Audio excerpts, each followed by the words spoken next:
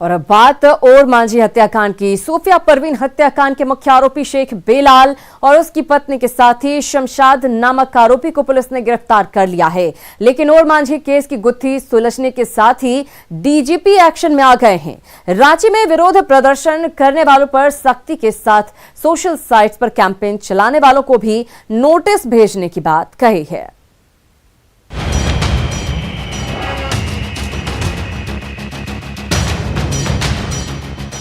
और मांझी हत्याकांड की गुत्थी सुलझ चुकी है। हर राज का पर्दाफाश हो गया है। आरोपी शिकंजे में पहुंच गए हैं। पुलिस की जांच में यह बात सामने आई है कि सूफिया परवीन को बेलाल और उसकी पहली पत्नी और मांझी लेकर गए थे, जहां जंगल में बेलाल ने गला घोंटकर सूफिया की हत्या कर दी, जिसके धड़ को सिर से अलग किया। वहीं बेलाल की पहली पत्नी ने सूफिया के प्राइवेट पार्ट्स पर हमला किया था। दरअसल बेलाल को जेल भिजवाने के बाद सूफिया अपनी बहन के पास मांडर में रह रही थी। दिसंबर 2020 में जेल से निकलने के बाद बेलाल ने सूफिया की हत्या की साजिश रची और उसे जंगल ले गया, जहां उसकी हत्या कर पहचान छिपाने के लिए सूफिया के कपड़े जला दिए गए। वहीं सिर को चंदवे में गाड़ दिया गया। 12 दिनों के भीतर मिली पुलिस की इस कामयाबी के बाद डीजीपी हमलावर हो गए हैं। उन्होंने सोशल मीडिया पर जस्टिस फॉर रांची की निर्भया का कैंपेन चलाने वालों को नोटिस भेजने की बात कही है। ये और सुपारी किलर में अंतर नहीं है। सुपारी किलर जो है सीधे पैसा लेकर किसी का हत्या करते हैं, और ये जो सोशल मीडिया में जहर फैलाने वाला जो ग्रुप है वो रुपया लेके पूरे समाज को दूषित करते हैं। अब कुछ लोग लिखा रांची का निर्भया को जस्टिस फॉर रांची निर्भया, वैसा लोगों को हम लोग नोटिस भेज रहा है। और मांझी कांड को लेकर विपक्ष पुलिस पर हमलावर था। सीबीआई जांच की मांग होने लगी थी। डीजीपी के आयरन हैंड वाले बयान पर भी काफी बवाल हुआ था। लेकिन अब डीजीपी न सिर्फ ऐसे लोगों पर हमलावर नजर आ रहे हैं, बल्कि अपने आयरन हैंड वाले बयान को सही बताया है। जब हम बताए थे कि सड़कों पर गुंडागर्दी करके पुलिस के साथ उलझ के कानून व्यवस्था भंग करने वालों का हाथ पैर तोड़ दिया जाएगा, कुछ लोग आंसू बहाया। तो समझ में नहीं आता कि जब गुंडों का हाथ पैर नहीं तोड़ेंगे सड़कों पर नंगा नाच करने पर, क्या माला पहनाया जाएगा? पुलिस उसके लिए है।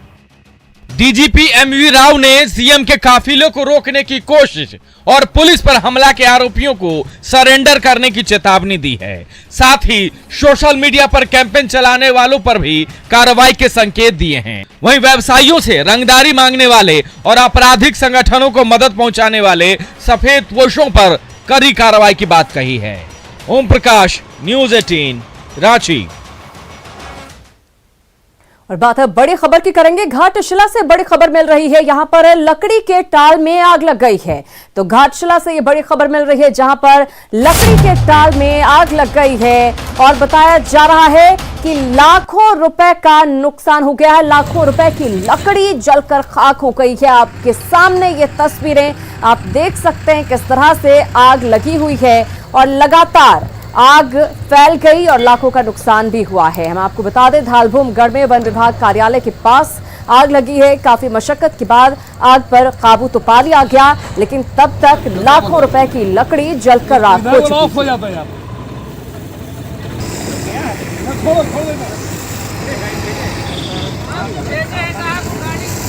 तो तस्वीरें घाटशिला की जहां पर लकड़ी के टाल में आग लग गई और लाखों रुपए की लकड़ी जलकर राख हो गई है। और झारखंड में प्रतिबंधित नक्सली संगठन टीएसपीसी को बड़ा झटका लगा है। यहां 15 लाख के इनामी नक्सली मुनेश्वर उर्फ मुकेश गंझू ने हथियार के साथ चतरा पुलिस के सामने सरेंडर कर दिया है। 15 लाख का इनामी नक्सली मुकेश गंझू नक्सली संगठन टीएसपीसी का सेकंड सुप्रीमो है।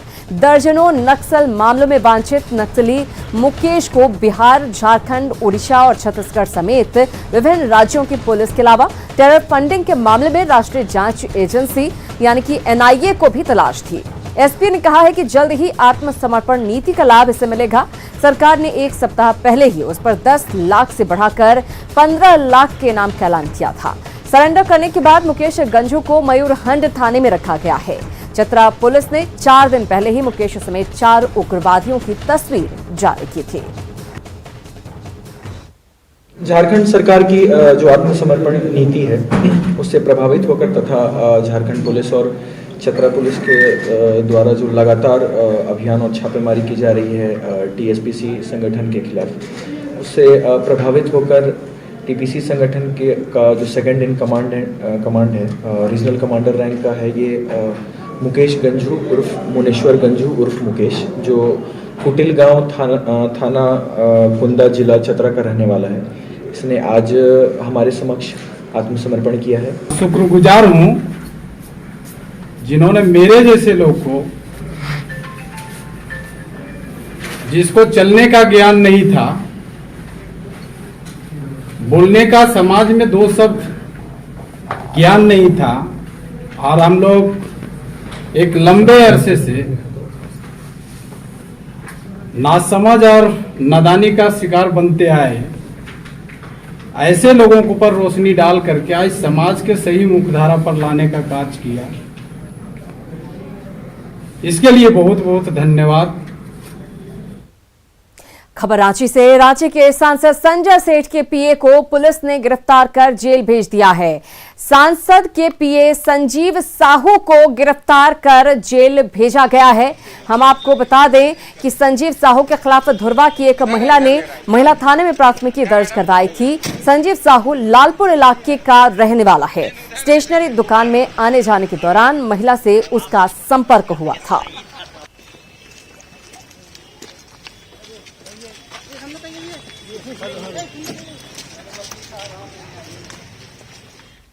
इधर बोकारो पुलिस को बड़ी कामयाबी हाथ लगी है। पुलिस ने करोड़ों की ठगी के आरोपी मानवराज शर्मा को बिहार के भागलपुर से गिरफ्तार किया है।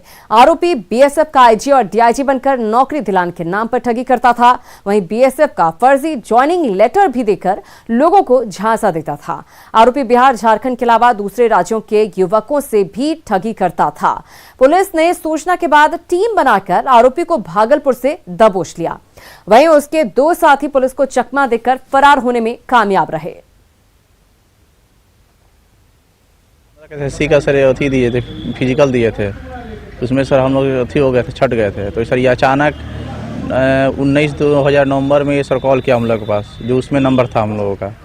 तो ये सर बोला कि हम डीआईजी बोल रहे हैं और एक एसआई बोल रहे हैं, यही सर ऐसे ऐसे सर हम लोग फिर ये यहाँ थे, तो यहाँ से अचानक भागलपुर बुलाया। पेपर सब हम लोग को सब ओरिजिनल सब डॉक्यूमेंट दिखाया हम लोगों को सर। हम लोग भी सेटिस्फाई हुए कि ये पेपर हम लोग का इसके पास कैसे है ओरिजिनल सब। तो सर हम लोग को सर उस समय सर 1 लाख का सर उठी किया हम लोग से, मांगा गया सर। तो जाके सर हम लोग भागलपुर में यहीं से जाकर भागलपुर को पैसा दिए सर इसी आदमी को। कुरियर वाले बन के पुलिस वालों ने संदीप कृष्णा के नेतृत्व में इसको नेट में फंसाया गिरफ्तारी करने के लिए। उसी के तहत जो है विगत 3-4 दिन से हमारी टीम वहाँ भागलपुर में कैंप कर रही थी और जीरोइंग करते करते ये नेट में आए और तब गिरफ्तारी की गई।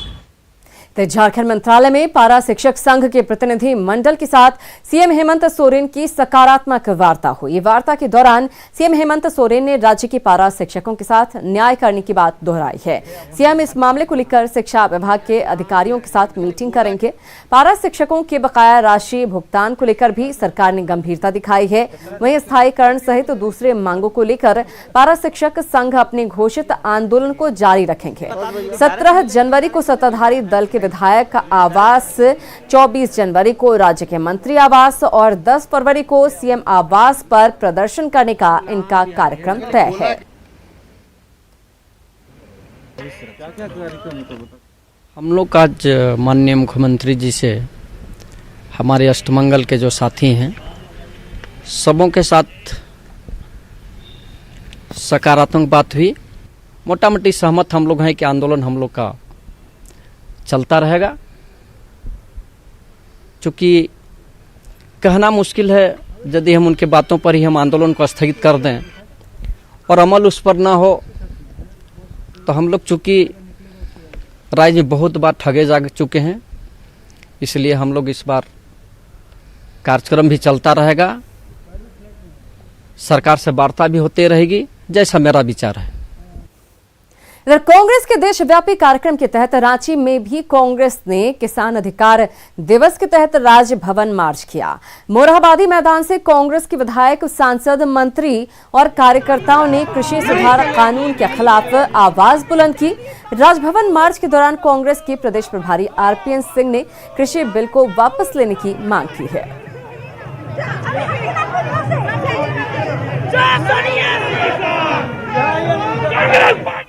ये जो विरोध है, इस विरोध को कहां तक ले जाकर पहुंचाना है, कैसे सफलता मिलेगी? जब तक तीनों कानून वापस नहीं लिए जाएंगे।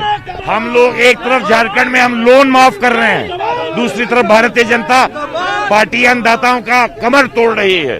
जब तक कानून वापस नहीं लेगी हमारा धरना प्रदर्शन जारी रहेगा। खबरें अभी और भी हैं, फौरन हाजिर होते हैं, आप कहीं मत जाइएगा।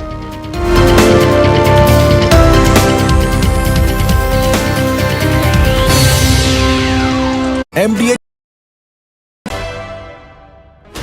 16 channels, 15 languages, 26 states, 1200 plus reporters, 66.9 crore viewers. India's largest news network, News 18 Network.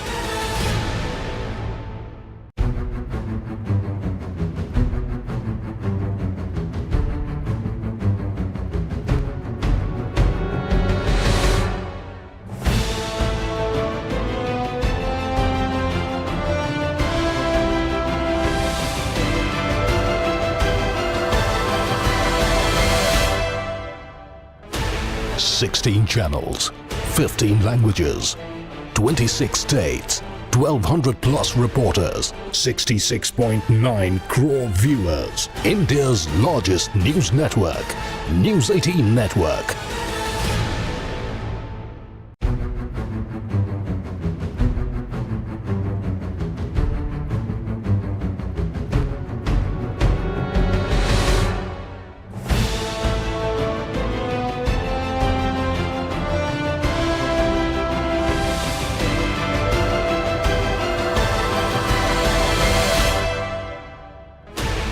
Sixteen channels, 15 languages, 26 states, 1200 plus reporters, 66.9 crore viewers. India's largest news network, News.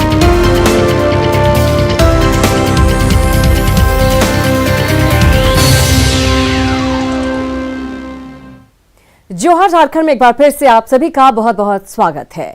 बच्चे चाहे तो देश को बदलने की कुव्वत रखते हैं, बच्चे चाहे तो नदी की धारा मोड़ दें। ऐसे ही कुछ यंग जीनियस के साथ नेटवर्क 18 लेकर आ रहा है एक अनोखा शो, बायजूस यंग जीनियस। 16 जनवरी को शाम 7:30 बजे न्यूज 18 बिहार झारखंड पर देखिए पहला यंग जीनियस, एक ऐसा बच्चा जो 15 साल का है और मशहूर संगीतकार AR रहमान जिनके फैन हैं।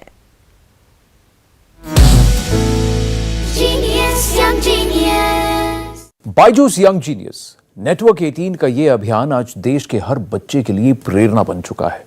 आइए जानते हैं नेटवर्क 18 की इस मुहिम में हमारे पार्टनर और देश की सबसे बड़ी एडटेक कंपनी बायजूस के वाइस प्रेसिडेंट और हेड ऑफ मार्केटिंग अतीत मेहता से। Byju's, we always believe that every child is unique in his or her own way, talented in their own space, and we should encourage and inspire them to learn at their own space. So with this particular initiative, what we are doing is we are just coming forward and celebrating the prodigious talent which this country has.